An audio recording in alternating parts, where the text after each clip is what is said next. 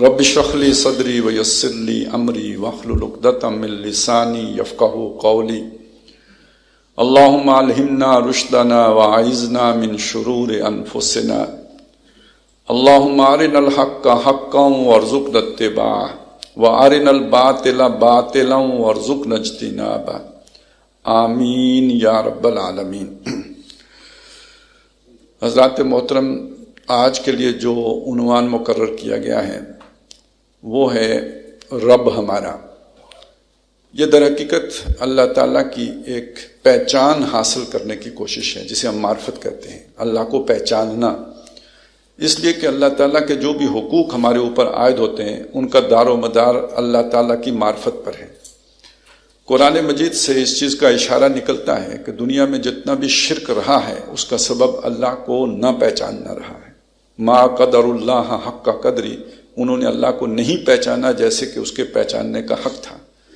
آج جس دنیا میں ہم رہتے ہیں یہ جرائم کے اعتبار سے، گناہوں کے اعتبار سے، بغاوت کے اعتبار سے، اللہ سے سرکشی اور تعدی اور فساد کے اور فتنے کے اعتبار سے ان تمام ادوار سے بدتر ہے جن اقوام کا ذکر قرآن مجید میں آتا ہے، اور جس ایک ایک برائی کے نتیجے میں وہ قومیں ہلاک کی گئی ہیں، وہ تمام برائیاں آج مجموعی طور پر انسانی معاشرے میں شامل ہو چکی ہوئی ہیں۔ بلکہ اس زمانے میں اگر شرک تھا تو اللہ کو مان کر اس کے ساتھ کچھ اور ہستیوں کو جوڑا جاتا تھا، اور آج کے زمانے میں اللہ کو سرے سے مانا ہی نہیں جاتا ہے، اور آج کا انسان اللہ سے بالکل بے نیاز اپنے آپ کو سمجھتا ہے کہ گویا کسی خدا کی ضرورت نہیں ہے۔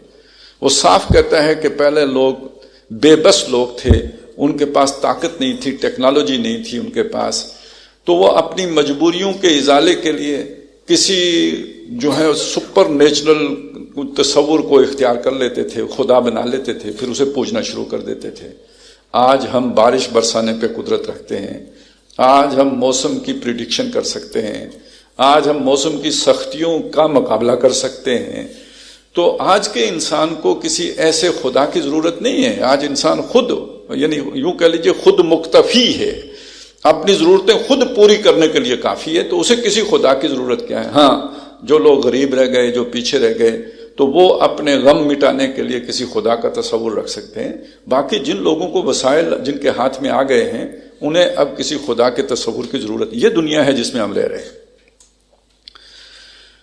تو اب آپ سوچیں، میں نے پہلی بات کیا کہی تھی کہ جرم کی، بغاوت کی، شرک کی کا وجہ کیا بنتی ہے؟ گناہ کی اللہ کی پہچان کا نہ ہونا۔ آج اگر اللہ کی پہچان ہوتی تو یہ سب کچھ نہ ہوتا، اور آج اگر مسلمان بھی جرائم کا شکار ہیں، بے راہ روی کا شکار ہیں، کردار کی ابتری کا شکار ہیں، تو گویا اللہ کی معرفت میں کوئی کجی ہے، کمی ہے، اسے سمجھنے کی ضرورت ہے۔ ایک کوشش ہم آج کرتے ہیں، دیکھیں کتنا کامیاب ہوتے ہیں۔ سب سے پہلے ہم اس چیز کو لیتے ہیں، جیسے کہ سورہ فاتحہ کی جو پہلی آیت میں لفظ آیا رب کا، الحمدللہ رب العالمین، ہم نے عنوان رکھا رب ہمارا۔ تو دیکھیں مصر والوں کا بھی تو رب تھا نا۔ فرعون نے نہیں کہا انا ربکم الاعلی، میں تمہارا اعلیٰ رب ہوں۔ اب ذرا اس فرعون کی طاقت کو ذہن میں لائیں۔ ٹھیک ہے، مصر کی حد تک اس کی بادشاہی تھی، وہ وہاں کا بے تاج بادشاہ تو نہیں، بس تاج والا بادشاہ تھا، اور اس کے آگے یہ کہ خود مختار تھا، مطلق العنان تھا، جس کی چاہے گردن اڑا دے، جسے چاہے پھانسی لٹکا دے، یہ اختیارات اس کے پاس تھے۔ لیکن کیا مصر کے دریا اس نے چلائے تھے؟ کیا مصر کے پہاڑ اس نے بنائے تھے؟ مصر کے لوگ اس نے پیدا کیے تھے؟ اس کے دل کی دھڑکن اس کے اپنے قابو میں تھی، اس کا بلڈ پریشر اس کے اپنے مرضی کے تابع تھا؟ معلوم ہوا کہ ایسا تو وہ کچھ بھی نہیں تھا، پھر بھی مصر والوں کا رب اعلیٰ تھا۔ اور اس کے مقابلے میں ذرا رب العالمین کو دیکھیں، مصر نہیں، زمین نہیں، صرف نظام شمسی نہیں، صرف یہ ہمارے والی گلیکسی نہیں، یہ پوری کائنات کے جس کا اختتام ابھی تک انسان کو معلوم نہیں ہوا، کھربوں نوری سالوں کے فاصلے تک پہنچ کے بھی پتہ نہیں چلا کہ اینڈ کہاں ہے، اس سب کا رب ہے۔ تو ایک تقابل تو فوراً آ جاتا ہے نا، یہ ہمارا رب ہے، وہ مصر والوں کا رب تھا، یہ ہمارا رب ہے۔ تو ذرا اعلیٰ پھر اعلیٰ ہونے کا اطلاق کے لفظ کا جوڑ کس کے ساتھ فٹ بیٹھتا ہے کہ جو رب العالمین ہے یا جو رب مصر بن کے بیٹھا ہوا ہے، جس کا اختیار اتنا محدود ہے کہ اپنے دل کی دھڑکن پر بھی اس کا اختیار نہیں ہے۔ پانی کا قانون بھی بدل نہیں سکتا۔ دیکھیں کیسا شاندار تقابل ہے، جس نے پانی کو بنایا اور جس نے پانی کا قانون بنایا کہ وہ سطح ہموار رکھتا ہے، اس رب کی شان دیکھیں، اس نے پانی کی سطح پھاڑ دی، ہموار نہیں رہی۔ قانون قدرت جو اس نے بنایا تھا اس کو وقتی طور پر معزول کر دیا، اور ایک معجزہ ہو گیا کہ پانی پھٹ کے علیحدہ کھڑا ہو گیا، اور جو کہہ رہا تھا میں رب ہوں اعلیٰ، وہ اس پانی سے اپنے آپ کو نہیں بچا سکا، اسی میں ڈوب کے مر گیا۔ ایک تقابل، یہ دوسرا آپ کے سامنے آ گیا۔ تو اب ذرا آپ رب ہمارا ہوں، وہ جو لفظ ہے نا، اس پر ایک فخر تو ہر آدمی کر سکتے ہیں نا، یہ والا تقابل تو ہر آدمی کی سمجھ میں آتا ہے، پڑھے لکھے کی سمجھ میں بھی آئے گا، ان پڑھ کی سمجھ میں بھی آئے گا، وہ رب ہمارا۔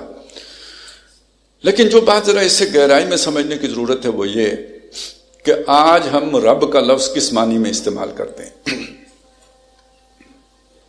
اہم بات یہ ہے، آیا کائنات کے رب کے معنی میں استعمال کرتے ہیں، یا جس معنی میں مشرکین مکہ اپنے بتوں کے لیے جو معنی میں رکھتے تھے رب کا لفظ، اس معنی میں استعمال کرتے ہیں۔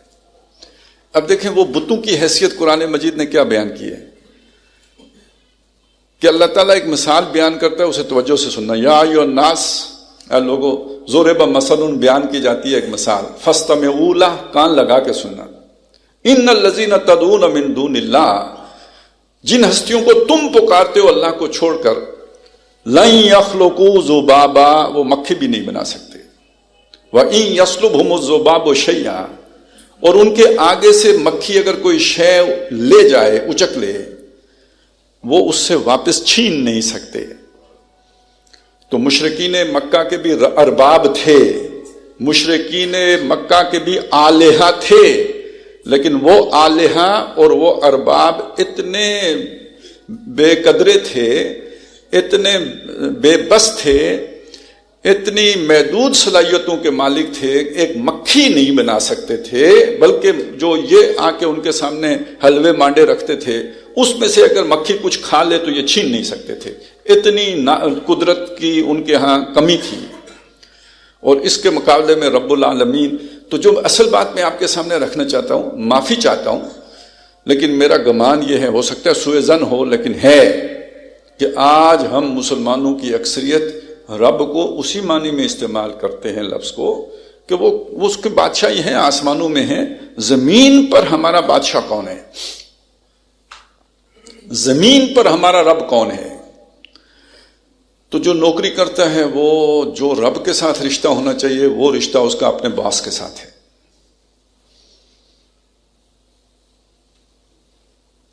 جو رب کے ساتھ رشتہ ہونا چاہیے وہ ہمارا اپنے پرستاروں کے ساتھ، جو ہوتے ہیں نا جن کے ہم فین ہوتے ہیں، ان کے ساتھ دیوتا ان کو مان کے ان کو پوج رہے ہوتے ہیں، ان کا فرمایا ہوا ہمیں مستند لگتا ہے، جھوٹ کہیں سچ کہیں لیکن وہ لگتا ہے کہ یہ بات تو بالکل ٹھیک ہے، جن کے ہم فین ہوتے ہیں۔ جو ملک ہوتا ہے، اقبال نے بڑی خوبصورت بات کہی تھی، ان تازہ خداؤں میں بڑا سب سے وطن ہے، جو پیرہن اس کا ہے وہ مذہب کا کفن ہے۔ تو کتنے آلہہ اور کتنے ارباب ہیں کہ جو ہم نے بنا رکھے ہیں اور جن کے پیچھے ہم دوڑے جا رہے ہیں۔ کوئی انسان کہنے کو یہ بات ہوتی ہے کہ جی کوئی رب نہیں ہے، ہم کسی خدا کو نہیں مانتے، حقیقت کیا ہوتی ہے؟ انسان بغیر رب کے رہتا ہی نہیں۔ جس کا رب خدا نہیں ہوتا اس کا رب فرعون ہوتا ہے، جس کا خدا اور فرعون دونوں نہیں ہوتے اس کا رب پیسہ ہوتا ہے۔ حدیث میں آیا نا، تائسا عبد الدرہم والدینار، ہلاک ہو جائے، برباد ہو جائے جو درہم و دینار کا بندہ ہے، عبد ہے۔ تو درہم و دینار کیا ہوئے؟ رب۔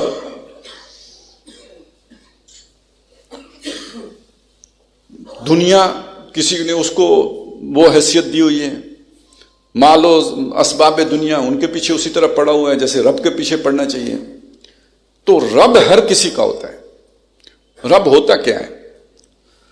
رب وہ ہوتا ہے جسے ہم مالک سمجھیں، رب وہ ہوتا ہے جسے ہم حفاظت کرنے والا سمجھیں. یہ دو بنیادی ذمہ داریاں ہیں رب کی، مالک ہونا اور حفاظت کرنا. حفاظت کرنے میں وہ جو بھی ضروریات زندگی ہیں وہ فراہم کرنا بھی آ جائے گا، اور جو خطرات ہیں ان سے بچاؤ بھی آ جائے گا. جیسے رب الدار ہوتا ہے گھر کا مالک، اور جو بکری کا مالک ہو تو بکری کی ضرورت کون پوری کرے گا؟ پڑوسی یا وہ خود؟ جو مالک ہے وہ پوری کرے گا. اور اگر شیر حملہ کرے یا کوئی بھی چور حملہ کرے تو بکری کو بچائے گا کون؟ جو مالک ہے. تو یہ جو میں نے آپ کے سامنے بات رکھی نا، یہ بنیادی ذمہ داری ہوتی ہے رب کی، کہ جو رب ہے وہ ضروریات فراہم کرے، اور نمبر 2 یہ کہ وہ حفاظت کرے، کیونکہ وہ مالک ہے. اور جس کے ساتھ آپ یہ بات سمجھتے ہیں نا کہ یہ میری حفاظت کرتا ہے، یہ میری ضرورت پوری کرتا ہے، وہ اس کے لیے انسان محنت خود بخود کرتا ہے. اس کے لیے کوئی باہر سے مولوی صاحب کے واعظ کی ضرورت نہیں ہوتی. اب میں آپ کے سامنے ایک تکابر رکھتا ہوں. نماز پڑھنے کے لیے ہمیں تبلیغی جماعت کی ضرورت پیش آتی ہے. وہ ہمارا دروازہ کھٹکھٹائیں گے، سمجھائیں گے، ساتھ چلائیں گے تو ہم نماز پڑھنے جائیں گے.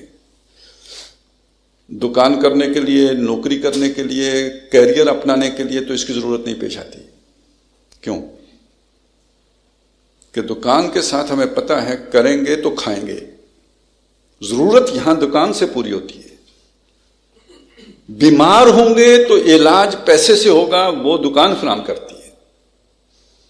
تو جہاں سے آپ کو یقین ہے کہ میری ضرورت پوری ہوگی، اور جہاں سے آپ کو یقین ہے کہ میری حفاظت ہوگی، اس چیز کی طرف آپ خود بخود جائیں گے. اس کے لیے کسی خارجی اپیل کی ضرورت پیش نہیں آئے گی.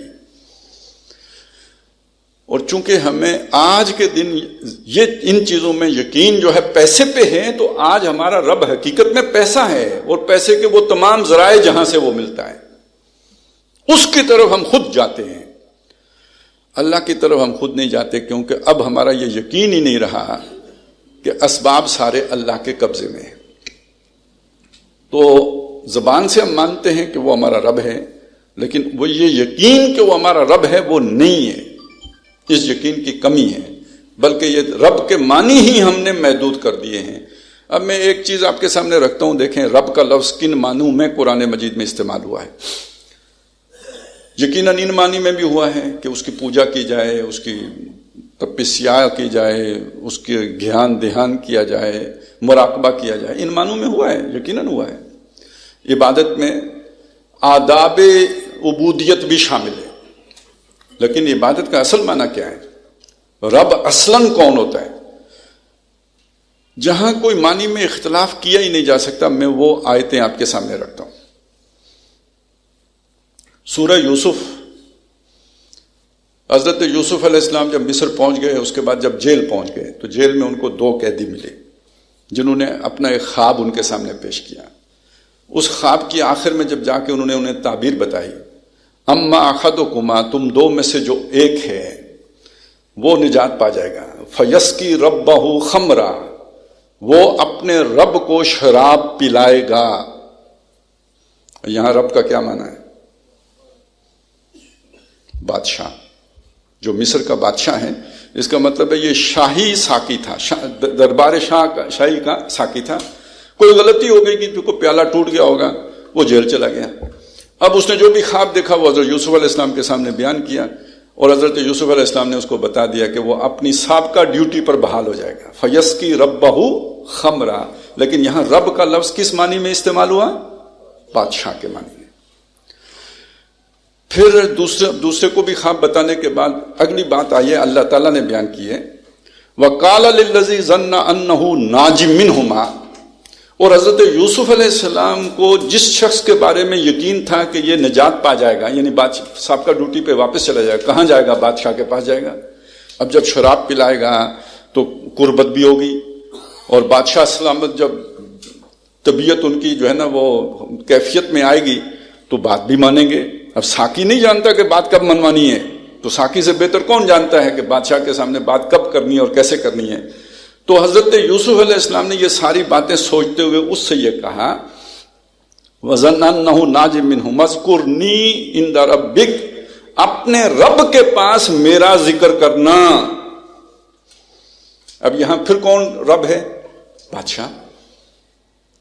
فَأَنْسَاهُ الشَّيْطَانُ ذِكْرَ رَبِّهِ، تو شیطان کو اس نے اس جو ساقی تھا اس کو بھلا دیا اپنے رب کے سامنے یوسف علیہ السلام کا ذکر کرنا. فَلَبِثَ فِي السِّجْنِ بِضْعَ سِنِينَ، اس کے نتیجے میں انہیں چند برس مزید جیل میں گزارنے پڑے. وہ بھول گیا، جا کے جیل کی دوستی تھی ختم ہوئی، اور جب وہ دربار میں پہنچا تو یوسف علیہ السلام کو بھول گیا، وہ ذکر نہیں کر سکا. یہ تینوں جگہوں پہ رب کا لفظ کس کے لیے استعمال ہوا؟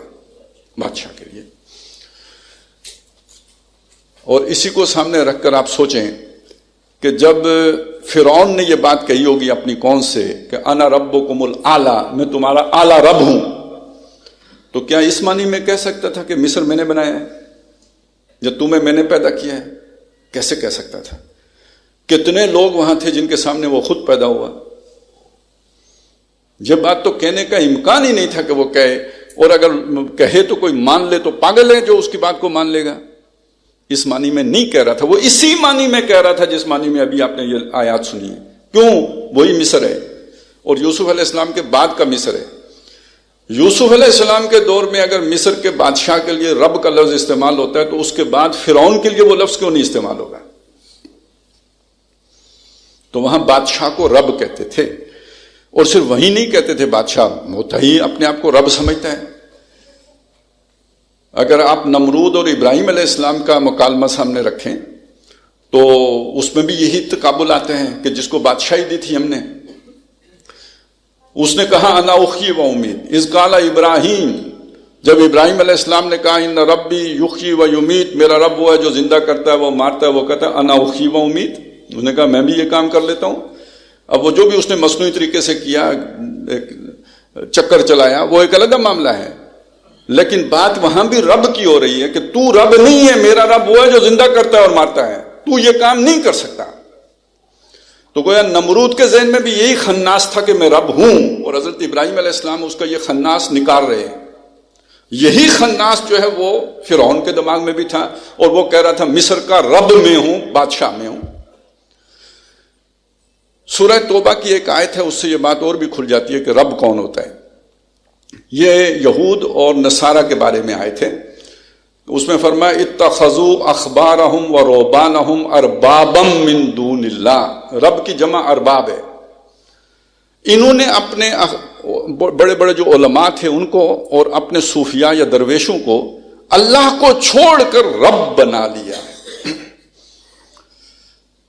ایک صحابی ہیں، انہوں نے نبی صلی اللہ علیہ وسلم سے یہ بات پوچھی، وضاحت چاہی.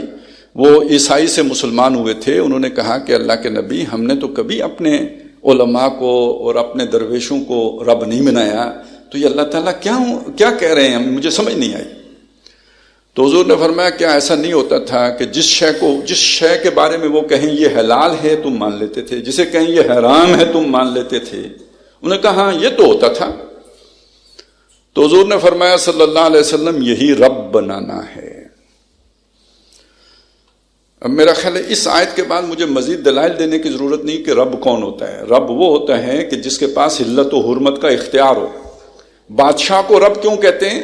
بادشاہ کو رب اس لیے کہتے ہیں کہ جو اس نے فرمایا وہی لاگو ہوتا ہے، اسی پر عمل ہوتا ہے. وہ ایک ایسا حاکم ہوتا ہے کہ جس کے حکم سے انحراف نہیں کیا جا سکتا، گردن تن سے جدا. بادشاہ تو ہوتا ہی وہ ہے. اس کے دربار میں ذرا گستاخی کی نہیں، وہاں جلاد ننگی تلوار لے کے پہلے سے کھڑے ہوتے ہیں. بادشاہ نے صرف اشارہ کرنا ہوتا ہے. وہ نعرہ نہیں ہوتا کہ گردن تن سے جدا، سچ مچ جدا ہو جاتی ہے. صبح بندہ سارے جو ہے نا کل شریف پڑھ کے ہی آتا ہے بادشاہ کے دربار میں دعائے انس کے ساتھ، پھر بھی پتہ نہیں کہ گردن کے ساتھ واپس جائے گا یا نہیں جائے گا. یہ بادشاہ ہوتے تھے. وہ بادشاہ کہتے ہیں میں رب ہوں، انا احیی و امید، میں جسے چاہوں زندہ رکھوں، جسے چاہوں مار دوں. اور وہ اس نے کر کے دکھا بھی دیا تھا نمرود نے. تو اس کے بعد بات واضح ہو گئی، جو حاکم ہوتا ہے وہ رب ہوتا ہے. اب آ جائیں دوسرے لفظ پر، وہ ہے الہ کا لفظ. یہ بہت زیادہ، یہ دونوں بہت استعمال ہوئے ہیں قرآن مجید میں. اگر آپ یہ باتیں سمجھ لیں نا، سمجھ لیں آج ہم 2/3 قرآن سمجھ کے اٹھیں گے انشاءاللہ تعالی. یہ کانسیپٹ کلیئر ہو جائے تو الہ کا لفظ بھی قرآن میں بہت استعمال ہوا ہے، بلکہ ہمارا کلمہ ہی یہ لا الہ الا اللہ. یہاں بھی وہی بدنصیبی ہے، ہم نے الہ کے معنی بھی آلہہ والے لے لیے، جو مشرکین جس معنی میں الہ کا لفظ استعمال کرتے تھے. قرآن مجید نے تو اس سے سوا معنی میں استعمال کیا ہے، بہت وسعت دی ہے، بلکہ رب کے سے بھی اس کو زیادہ وسعت حاصل ہے. اس کے اندر حاجت روائی بھی آ جاتی ہے، اس کے اندر جو ہے نا وہ ربوبیت، وہ رب والا معنی بھی آتا ہے، اور ساتھ ہی اس میں والہانہ محبت والا معنی بھی آ جاتا ہے، جس کی طرف لپکا جائے، ضرورت کی طرف جس کی طرف دیکھا جائے، یہ معنی بھی اس کے اندر آ جاتے ہیں. اور اس کے اندر بھی بادشاہ والے معنی بھی ہیں. میں ابھی آپ کے سامنے وہ بادشاہ والے معنی رکھوں گا، اس کا یہ مطلب نہیں کہ دوسرے نہیں ہیں، وہ بھی ہیں، لیکن یہ جو مس ہو رہے ہیں یا جو ہمارے تصور میں نہیں آ رہے، میں ان پر زور دے رہا ہوں. اب آپ دیکھیے قرآن مجید نے اس لفظ کا ایک استعمال کیا ہے، افرأیت من اتخذ الہہ ہواہ. آپ نے اس شخص کو دیکھا جس نے اپنی خواہش نفس کو اپنا الہ بنا لیا. دیکھیں خواہش نفس ہے، مطلب کسی کا جی چاہا کہ میں شراب پیوں، یہ خواہش نفس ہے، اس نے شراب پی لی. کسی کا جی چاہا کہ میں کوئی اور عیاشی کروں، اس نے وہ عیاشی کر لی. کسی کا جی چاہا کہ میں فلان جگہ پہ چڑھ لوں، اس نے وہاں چڑھ لیا. یہ چگ لوں، وہ چگ لیا، اپنی مرضی. وہ کیا کہتے ہیں جی آج کل میرا جسم میری مرضی. کہتی تو خواتین نے، مردوں نے تو پہلے ہی سے اپنی مرضی چلا رکھی ہوتی ہے نا، میرا گھر میری مرضی. اسی کے ضد میں انہوں نے کہا نا میرا جسم میری مرضی. بس یہ سمجھ لیں یہی فرعون کہہ رہا تھا نا میرا ملک میری مرضی. یہی نمرود کہہ رہا تھا میرا ملک میری مرضی. تو جو شخص اپنی مرضی کے تابع ہو گیا، اللہ تعالیٰ قرآن مجید میں یہ کہتے ہیں کہ اس کی مرضی اس کا الہ ہے. افرأیت من اتخذ الہہ ہواہ، جس نے اپنی خواہش کو، اپنی مرضی کو اپنا الہ بنا لیا. اب آپ سوچیں مرضی کو کبھی کسی نے سجدہ کیا، پوجا پاٹ کی؟ حکم مانا جاتا ہے، جو دل میں آتا ہے وہ کیا، اس کو کہا گیا ہے کہ یہ الہ ہے. بات یہاں بھی حاکم والی آ گئی یا نہیں آ گئی؟ چلے یہاں ذرا میں نے کھینچ تان کے وہ بات پیدا کی ہے. ذرا اسی فرعون کا ایک قول جو ہے سورۃ القصص میں نقل ہوا ہے. جب موسیٰ علیہ السلام نے اس کے سامنے دعوت پیش کی، اب ظاہر ہے موسیٰ علیہ السلام کیا کہہ رہے ہیں، الہ کون ہے؟ اب اس کے جواب میں وہ اپنے لوگوں سے جو درباری ہیں ان سے پوچھ رہا ہے، یا ایھا الملأ، اے میرے دربار والو، ما علمتم لکم، ما علمت لکم، میں نہیں جانتا تمہارے لیے الہ من غیری، اپنے سوا کسی الہ کو. کیا کہہ رہا ہے وہ؟ اسی معنی میں کہہ رہا ہے کہ حاکم تمہارا میں ہوں. تو میں نے آپ کے سامنے الہ کے معنی کو بھی حاکمیت کے معنوں میں بیان کر دیا نا قرآن مجید کی آیات سے، اور میں نے آپ کے سامنے رب کے معنی کو بھی بادشاہ کے معنی میں پیش کر دیا نا قرآن مجید کی روح سے. اب ذرا ان دونوں معنی کو ذہن میں رکھتے ہوئے یہ آیات سمجھیں. قرآن کہتا ہے ان الحکم الا للہ، حکم دینے کا اختیار اللہ کے سوا کسی کے پاس نہیں. افا حکم الجاہلیت یبغون، یہ لوگ اللہ کے حکم کو چھوڑ کر جہالت کے حکم کے پیروکار ہیں یا اس کی تلاش میں ہیں، متلاشی ہیں، اس کے طلبگار ہیں. اپنے جذبات، اپنے خواہشات کے بنے ہوئے قانون کے پیچھے چلنا چاہتے ہیں اللہ کے قانون کو چھوڑ کر.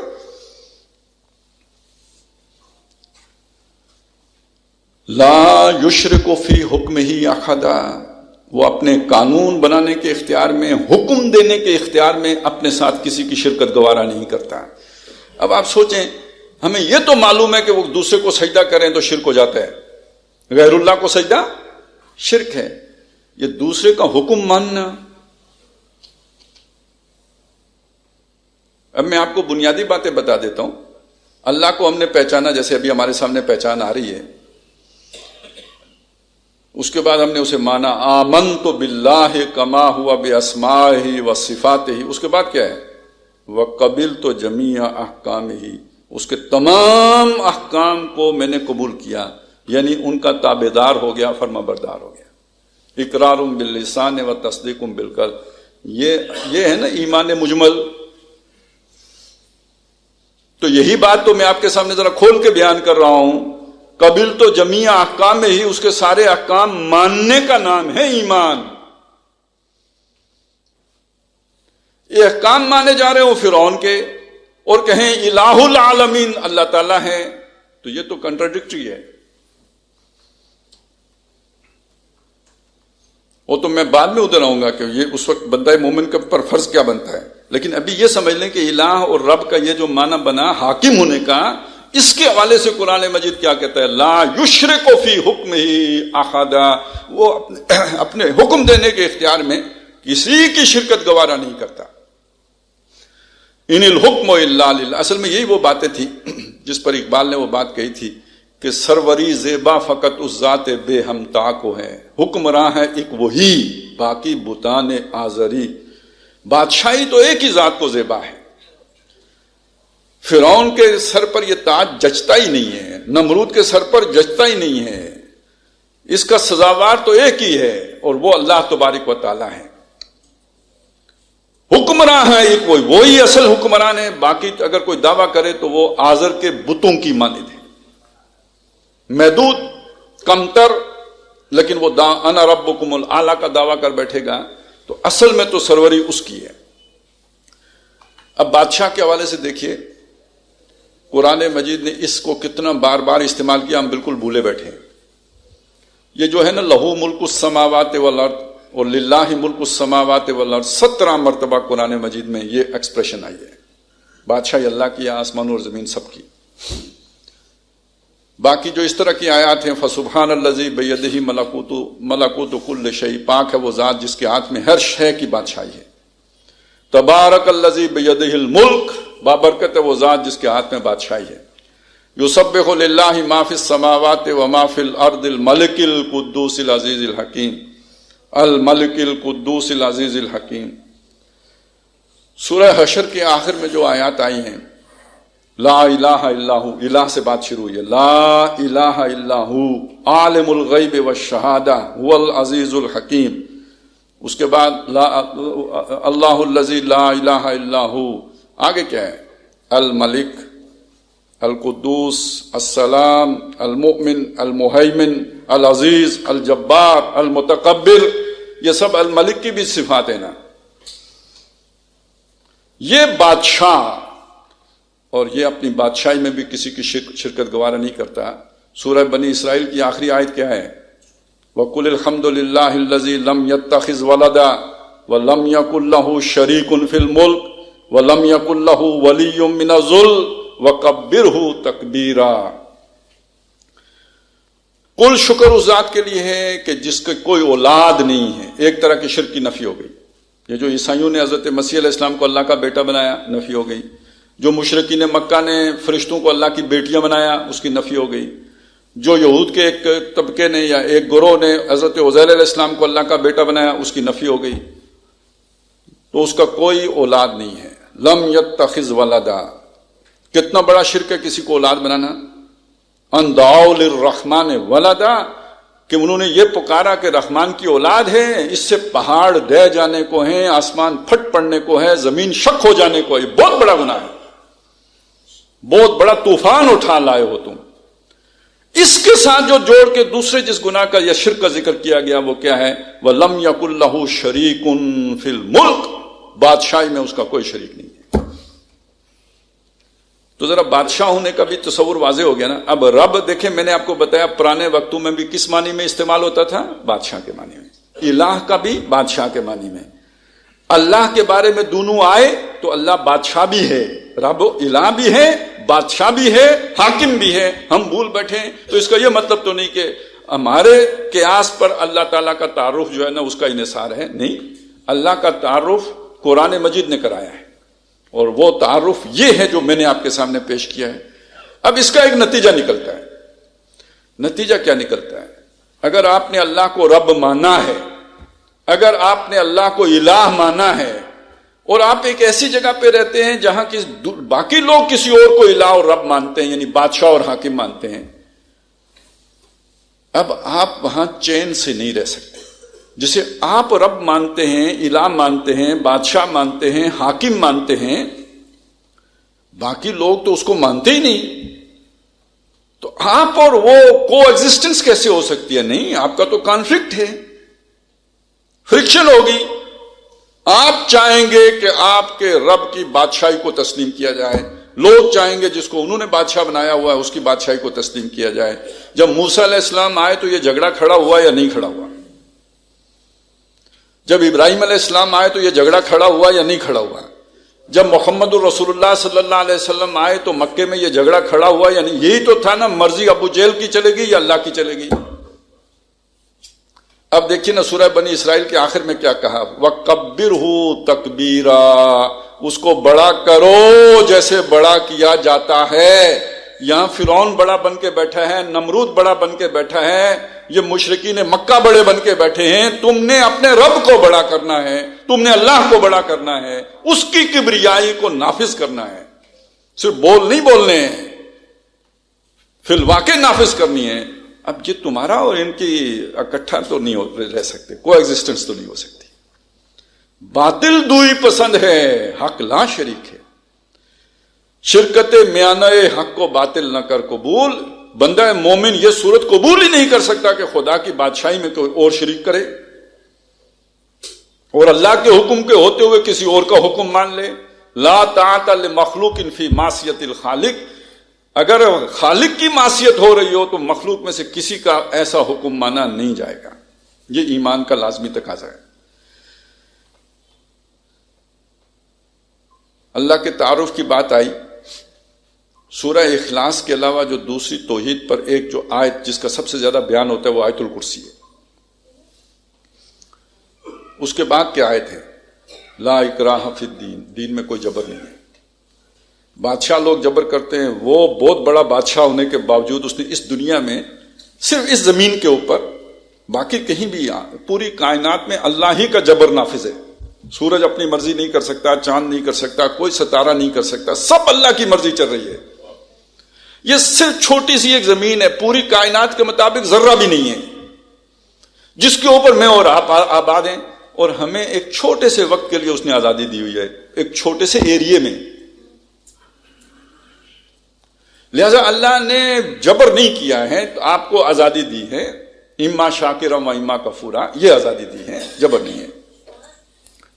لیکن قد تبین الرشد من الغی، برائی اور نیکی علیحدہ علیحدہ ہو چکے ہوئے، ہدایت اور ضلالت، اندھیرا اور روشنی بالکل جدا ہو چکے، کنفیوژن نہیں رہی. میں آپ کے سامنے یہ بات کہہ سکتا ہوں کہ کسی نہ کسی درجے میں ہم نے اللہ کا تعارف آپ کے سامنے ابھی پیش کر دیا. اگر کسی کو پہلے کوئی مسکنسپشن تھی تو ابھی دور ہو جانی چاہیے. تو قد تبین الرشد من الغی، وہ غی اب ختم ہو گئی، رشد ظاہر ہو گئی. اب آگے بات کیا ہے؟ فمن یکفر بالطاغوت، جو طاغوت کا انکار کرے گا، ویؤمن باللہ، اور اللہ کو مانے گا، فقد استمسک بالعروۃ الوثقی، اس نے مضبوط کنڈا پکڑا ہے. پہلے کنڈے کو سمجھ لیں. یہ جو الہ کا لفظ ہے یہ کیا ہے؟ مجھے بھوک لگی ہے، جس سے مجھے توقع ہے نا کہ یہ مجھے کھلا دے گا، وہ میرا الہ ہے. مجھے کینسر ہو گیا ہے، علاج کی کوئی صورت نہیں ہے، لیکن ایک کھڑکی ہے کہیں امید کی کھلی ہوئی کہ کوئی سبب کر دے گا، وہ میرا الہ ہے. ٹھیک ہے. اب اگر کسی کا الہ اس کا پیر ہے تو وہ مضبوط کنڈا ہے. کسی کا الہ ڈاکٹر ہے تو مضبوط کنڈا ہے. کسی کا الہ دوائی ہے، فلانی کمپنی ہے، فلانا ہاسپٹل ہے، مضبوط کنڈا ہے؟ نہیں. جس کا الہ رب العالمین ہے وہ مضبوط کنڈا ہے. اور اس کی شرط کیا ہے؟ کوئی بہت بڑی بات نہیں ہے کہ پہلے آپ جنگل میں جاؤ، 40 سال چلے کاٹو، پھر اس کے بعد وہ راضی ہوگا، پتہ نہیں ہوگا کہ نہیں ہوگا. ایسا ویسا کچھ بھی نہیں ہے. ایک فیصلہ ہے، صرف ایک فیصلہ. اس کے مقابلے میں جو رب بن کر بیٹھا ہوا ہے اس کا انکار کر. تمہاری اپنی خواہش ہے، مرضی ہے، بادشاہ کوئی اور ہے، نمرود ہے، فرعون ہے، اس سے کٹو. فمن یکفر بالطاغوت، طاغوت کون ہے؟ طاغی سے بنا ہے، سرکش. ویسے تو سب سے بڑا سرکش شیطان ہے، لیکن اس کے بعد ایک آدمی ہے گناہگار، وہ طاغوت نہیں ہے. طاغوت وہ ہوتا ہے جو اپنا حکم بالجبر نافذ کرے. لا اکراہ فی الدین، دین میں جبر نہیں ہے. جو جبر کرے، ریاست جبر کرتی ہے کہ نہیں کرتی؟ رٹ آف دا گورنمنٹ جبر سے ہوتا ہے یا نہیں ہوتا؟ تو جو جبر کرے اور اس جبر سے اللہ کا نافرمان بنائے، وہ طاغوت ہے. کیونکہ وہ اپنی حدوں سے باہر آ گیا ہے نا. اس نے کہا نہیں، اللہ کی نہیں ماننی، میری ماننی ہے. اللہ کی مانو گے تو میں پھینٹی لگاؤں گا، اللہ کی مانو گے میں گردن تن سے جدا کروں گا، اللہ کی مانو گے میں سولی چڑھاؤں گا، اللہ کی مانو گے میں تمہیں نشان عبرت بنا دوں گا، اللہ کی مانو گے میں مخالف سمت سے تمہارے ہاتھوں پاؤں کاٹ دوں گا، اللہ کی مانو گے میں تمہیں غیب کر دوں گا. یہ طاغوت ہے. اس خدائی کا انکار کر کے اس خدا کو مانو گے تو مضبوط کنڈا پکڑ لیا ہے. اب دیکھو تمہاری حاجت روائی کیسے ہوتی ہے، اب دیکھو تمہاری ضرورتیں کیسی پوری ہوتی ہیں، اب دیکھو تمہیں ایمان کی دولت سے کیسے مالا مال کیا جاتا ہے، اب دیکھو تمہارے لیے مشکلات کیسے آسان ہوتی ہیں، اب دیکھو انگارے بھی تمہیں کیسے گلزار معلوم ہوتے ہیں. یہ پہلے یہ تو کرو. اور اب یہاں پہ ایک بات سمجھ لیجئے، اسی شے کا نام اصلاً عبادت ہے. یہ جو ہے نا، نماز ہے، روزہ ہے، حج ہے، زکوٰۃ ہے، یہ رسومات عبودیت جو ہیں، یہ تو اس شاہی دربار کے آداب ہیں. اور آپ کو معلوم ہے کوئی بھی بادشاہ ہو، اس بادشاہ کے دربار میں کوئی اس کی مملکت سے باہر سے بھی آدمی آئے تو اسے وہ آداب بجا لانے ہوتے ہیں جو اس کے پروٹوکولز ہیں. لیکن اصل اس بادشاہ کا تابعدار کون ہوتا ہے؟ جو اس کے تمام احکامات کو مان رہا ہوتا ہے، جو اس کی بادشاہی کو تسلیم کر رہا ہوتا ہے، جو اسے وہ سٹیٹس دے رہا ہوتا ہے، وہ ہوتا ہے در حقیقت اس کا وفادار شہری. اب آپ یہ سمجھ لیجئے کہ یہ آداب شاہی ہیں جنہیں ہم رسومات عبودیت کہتے ہیں. اصل میں اس بادشاہ کی تابعداری یا اس کا مخلص شہری بننے کا تقاضا کیا ہے؟ اس کے تمام احکامات کی تابعداری کی جائے. ادخلوا فی السلم کافہ، اسلام میں پورے کے پورے داخل ہو جاؤ. یہ اس کا دین ہے. اسلام دیکھیں بادشاہ کا دین ہوتا ہے، یعنی اس کے احکام جو ہوتے ہیں انہیں دین کہا جاتا ہے. جیسے اسی سورہ یوسف ہی میں آتا ہے. یہ بھی چلیں آپ کو بات بڑی اچھی سمجھ میں آ جائے گی، چونکہ اسی کا ذکر پہلے بھی آیا تھا کہ یوسف علیہ السلام کے بھائی آئے بنیامین. یوسف علیہ السلام کی مرضی یہ تھی کہ انہیں اپنے پاس روکیں. اس کے لیے اللہ نے ایک خاص جو ہے نا وہ معاملہ کیا کہ وہ ان کے اوپر چوری کا الزام آ گیا. یہاں تک تو ایک بات ہو گئی، تکوینی طور پہ اللہ نے کرا دی. اگلا مسئلہ یہ تھا کہ اس چوری کی سزا کیا دی جائے. تو یوسف علیہ السلام نے بھائیوں سے پوچھا کہ بھائی اگر تم جھوٹے نکلے اور واقعی تم میں سے کوئی چور ہوا تو اس کو سزا کیا ہے؟ بھائیوں نے کہا کہ جس کے پاس سے وہ آپ کا مسروقہ سامان نکلے گا فہو جزاؤ، بدلے میں اسی کو رکھ لینا. اسی طرح ہم مجرموں کو سزا دیتے ہیں. ہمارے ہاں ظالموں کو اسی طرح سزا دی جاتی ہے. یعنی کنعان کے قانون میں سزا یہ ہے. اب وہ بنیامین کے قبضے سے نکلا وہ سامان، اور اس کے بدلے میں بنیامین کو حضرت یوسف نے اپنے پاس روک لیا. اب قرآن نے تبصرہ کیا کیا؟ کذالک کدنا لیوسف، اس طرح ہم نے یوسف کا کام بنایا. ما کان لیاخذ اخاہ فی دین الملک، یوسف کے لیے بادشاہ کے قانون میں اپنے بھائی کو روکنے کی کوئی سبیل نہیں تھی. تو دین الملک بادشاہ کا قانون، دین اللہ اللہ کا قانون، اور دین اللہ کا دوسرا نام اسلام. ان الدین عند اللہ الاسلام، اللہ کی نظر میں دین تو ایک ہی ہے اور وہ اسلام ہے. وَمَن يَبْتَغِ غَيْرَ الْإِسْلَامِ دِينًا فَلَن يُقْبَلَ مِنْهُ، جس نے اسلام کے علاوہ کوئی دین تلاش کیا آخرت میں وہ اس سے قبول نہیں کیا جائے گا، اس کی کوئی حیثیت نہیں ہے. تو دین ایک ہی ہے. کون سا؟ اسلام. وہ کس کا ضابطہ ہے؟ وہ کس کا قانون ہے؟ وہ کس کے احکام ہیں؟ وہ اللہ کے ہیں. اس لیے وہ دین اللہ ہے. اس دین اللہ میں پورے کے پورے داخل ہو جاؤ. یہ اسلام ہے، یہ تابعداری ہے، یہ عبادت ہے. اس عبادت کے لیے انسان پیدا کیے. اب یہ جو سورہ فاتحہ میں نے آپ کے سامنے پڑھی تھی، اب ذرا اس آیتیں آپ سامنے لے آئیں. الحمدللہ رب العالمین. ضرورتیں کون پوری کرتے ہیں؟ مشکلات کون حل کرتا ہے؟ حاجت روا کون ہے؟ تو شکر اللہ کا.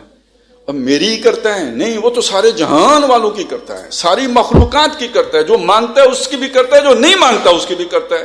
پتھر میں بھی کیڑے کو پالتا ہے. الحمدللہ رب العالمین. یہ شکر خود نکلا یا نہیں؟ اس کے لیے تلقین کی ضرورت تو نہیں ہے، اس کے لیے ترغیب و تشویق کی ضرورت تو نہیں ہے.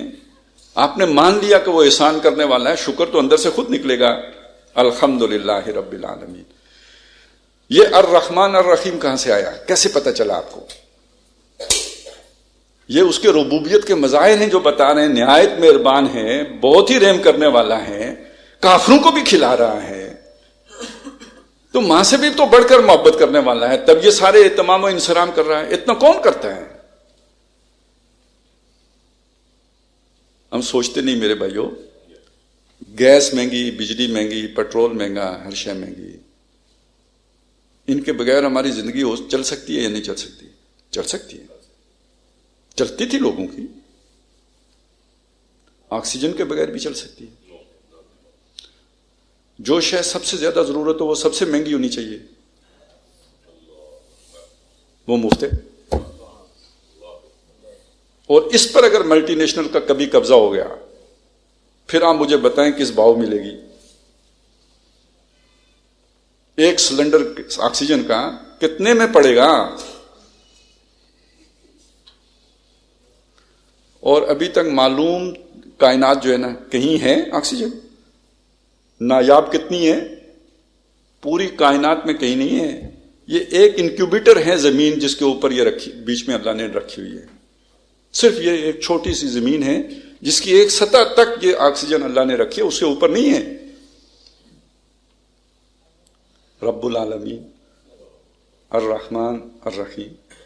اور کیا فرمایا نبی صلی اللہ علیہ وسلم نے کہ اگر اس پوری دنیا جو زمین ہے، اس کی وقت اللہ کی نگاہ میں مچھر کے پر جتنی بھی ہوتی تو کسی کافر کو ایک گھونٹ پانی نہ دیتا. کوئی وقت ہی نہیں، اس لیے سب کو دیے جا رہا ہے. بے نیاز ہے، ماننے والوں کو بھی دے رہا ہے، نہ ماننے والوں کو بھی دے رہا ہے. ابراہیم علیہ السلام نے یہی تو کہا تھا نا کہ وَارْزُقْ أَهْلَهُ مَنْ آمَنَ مِنَ الثَّمَرَاتِ مَنْ آمَنَ مِنْهُمْ بِاللَّهِ وَالْيَوْمِ الْآخِرِ. اللہ نے کہا فَأُمَتِّعُهُ قَلِيلًا ثُمَّ وَمَنْ كَفَرَ فَأُمَتِّعُهُ قَلِيلًا.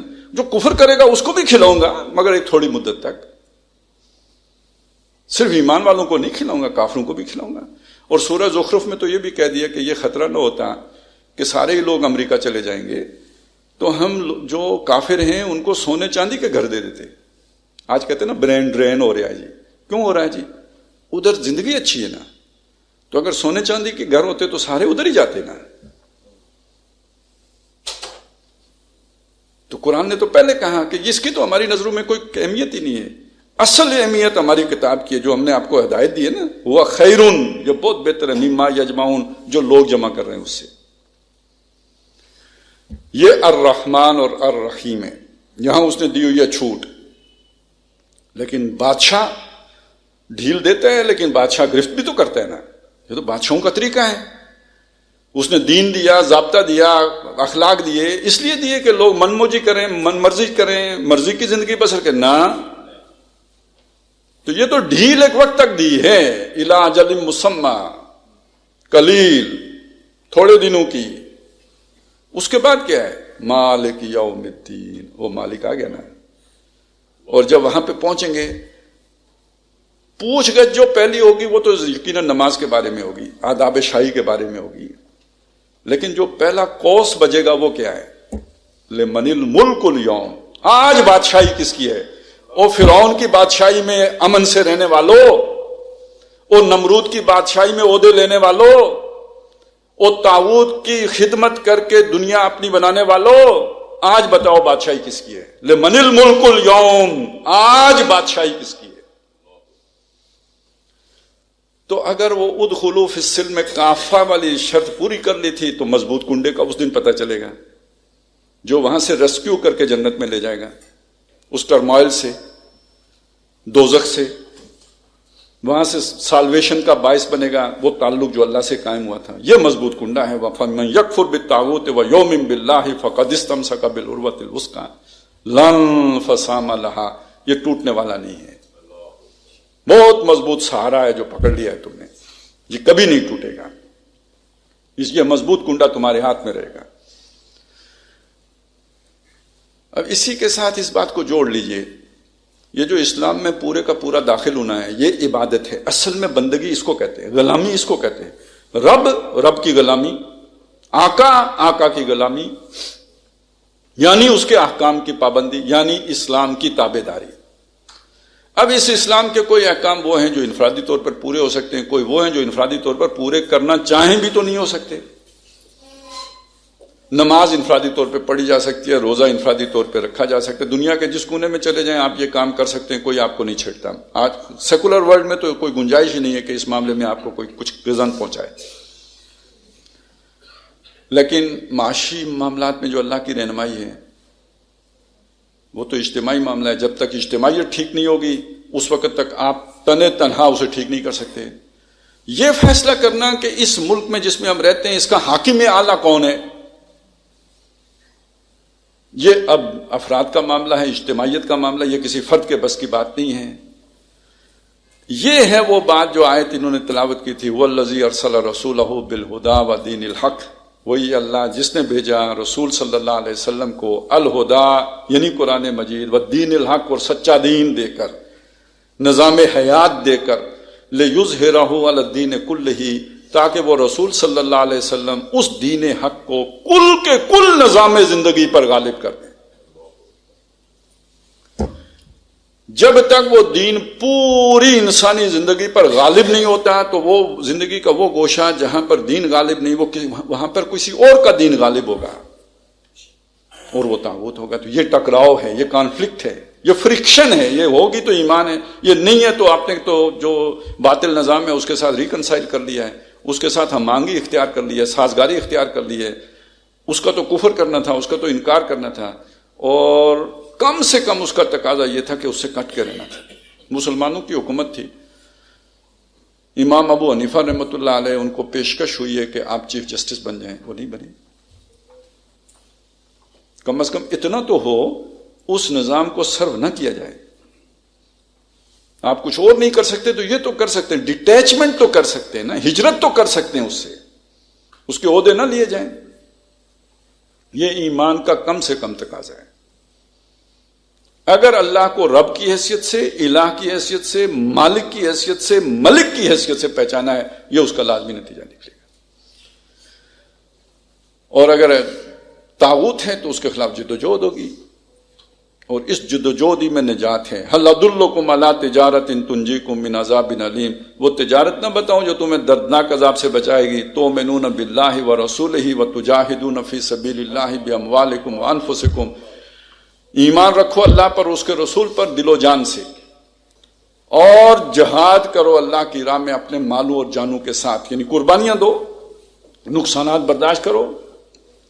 ذالکم خیر لکم ان کنتم تعلمون، اسی میں تمہاری بہتری ہے اگر تم سمجھ سکو تو، نجات اس کے نتیجے میں ملنی ہے۔